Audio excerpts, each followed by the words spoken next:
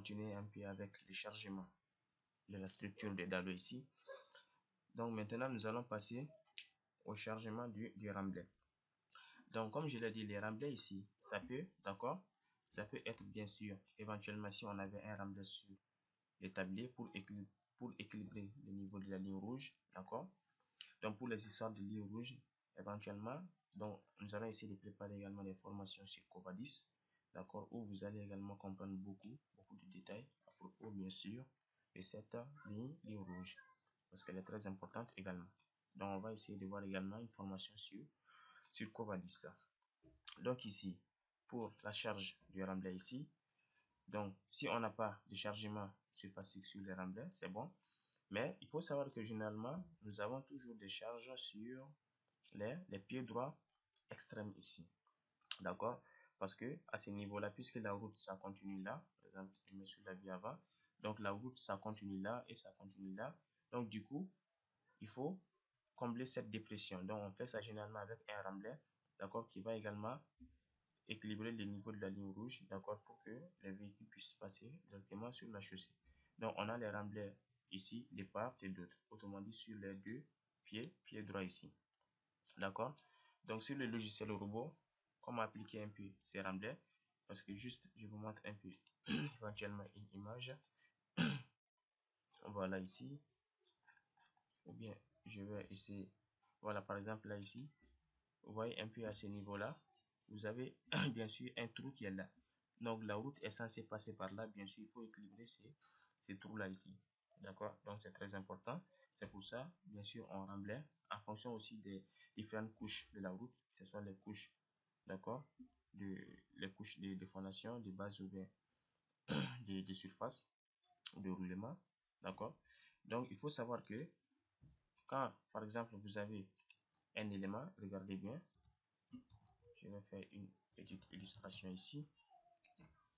Donc quand vous avez un élément ici, par exemple, nous avons notre dado. Voilà, par exemple, nous avons notre dado comme ça.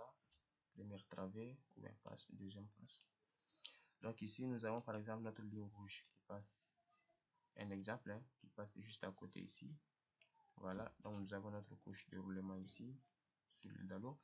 Et bien évidemment, à ce niveau-là ici, ça va trouver que probablement on a fait des fouilles ici pour l'emplacement du dado. Donc des parts et d'autres ici. Éventuellement pour le coffrage des pieds droits.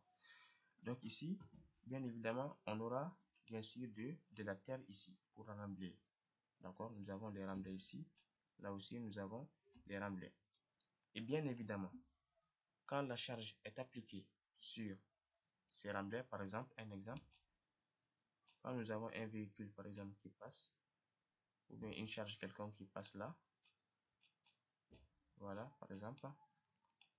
Donc ici, quand on n'avait pas, bien sûr, ces pieds droits à ce niveau-là, quand il n'y avait pas, bien sûr, ces pieds droits ici, ces remblais là, ça va tout simplement essayer de descendre, puisque ce n'est pas équilibré par quelque chose. Donc ça va essayer de descendre ici.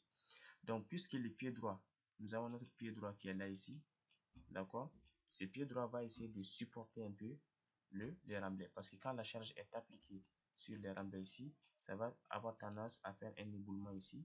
Donc pour éviter bien sûr cet éboulement, on a le pied droit bien sûr qui s'oppose à ça. Donc bien sûr, ce remblai va essayer tout simplement de générer ici, c'est notre pied droit ici, d'accord, un ou bien une poussée, d'accord, ce qu'on appelle la poussée de la terre, d'accord, qui est appliquée bien sûr sur ces pieds droits ici. Et bien évidemment, ça c'est la poussée due bien sûr à la poussée due au remblai tout court, d'accord, ça c'est la poussée due au remblai, donc P remblai. Et si on a une surcharge également, d'accord, sur les remblais, donc cette surcharge également va aussi générer une autre charge, d'accord, mais cette fois-ci, qui sera de nature genre rectangulaire ici, d'accord, donc la répartition de la surcharge, donc ça c'est un peu la poussée due à la surcharge, d'accord, donc ça c'est la poussée due à la surcharge, voilà. Donc ici, ça veut dire que on a deux poussées sur les remblais, donc la poussée due à la surcharge et la poussée bien sûr due au remblai. Donc du coup, on va avoir un diagramme de poussée genre trapézoïdal ici. Donc, bien évidemment, on va également essayer de voir une formation sur les murs de soutènement. C'est là où vous allez très bien comprendre cette partie. Parce que pour les murs de soutènement, il est très important de connaître un peu, bien sûr, cette notion de poussée. D'accord? Donc, on va essayer également de programmer aussi une formation du mur de soutènement à ces propos. D'accord? Donc, ici, on a une poussée rectangulaire et triangulaire. Donc, autrement dit, trapézoïdale. Donc, dû bien sûr à la surcharge qui est rectangulaire et triangulaire ici, dû à la Terre. Bien évidemment, la poussée de la Terre ici, vous allez voir que c'est tout simplement la contrainte, d'accord? Parce que la poussée, c'est tout simplement, on a la contrainte effective, d'accord, qui est tout simplement le poids volumique du sol fois la profondeur auquel est appliqué cette ou bien ce sol. Bien sûr, la poussée, ça augmente en fonction de la profondeur. Donc, à cette profondeur ici, d'accord, Z égale à 0, donc la poussée de la Terre, bien sûr, est nulle à ce niveau.